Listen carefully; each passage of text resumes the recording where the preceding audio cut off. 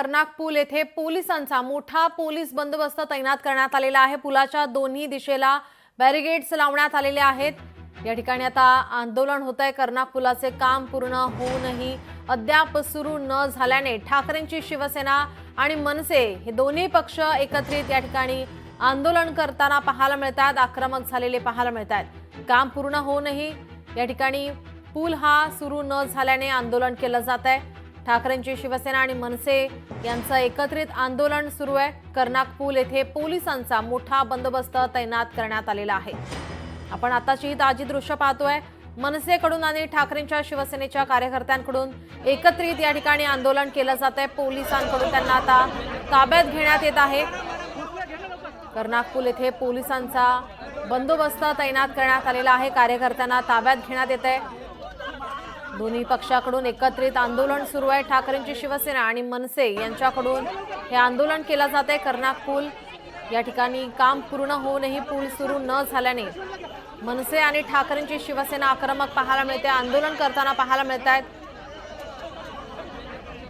आपले प्रतिनिधी मनीष गांगुर्डे आपल्यासोबत फोन लाईनवरून जोडलेत। मनीष, आपण पाहतोय कर्नाक पुलाचं काम पूर्ण झालंय, मात्र पूल सुरू न झाल्याने मनसे आणि ठाकरेंची शिवसेना आक्रमक पाहायला मिळते।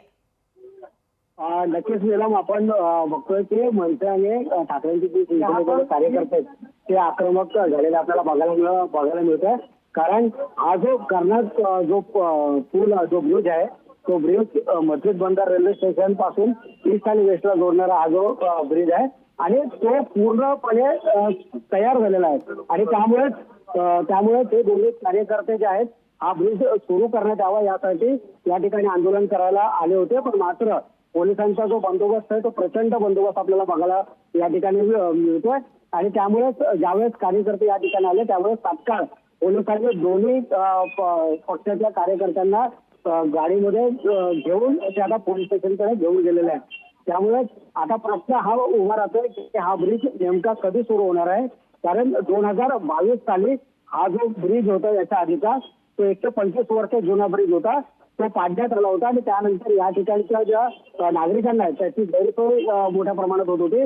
त्यामुळेच कुठेतरी आता ह्या दोन्ही पक्षाच्या कार्यकर्त्यांनी जर ब्रिज व्यवस्थितपणे पूर्णपणे सुरळीत झालेला असताना देखील ब्रिज का सुरू होत नाहीये त्यासाठी या ठिकाणी आंदोलन करण्यात आलं होतं। नीलम जी, नक्कीच याचे अपडेट आम्ही तुमच्याकडून घेतच राहू। तुर्तास धन्यवाद आपण दिलेल्या माहितीसाठी।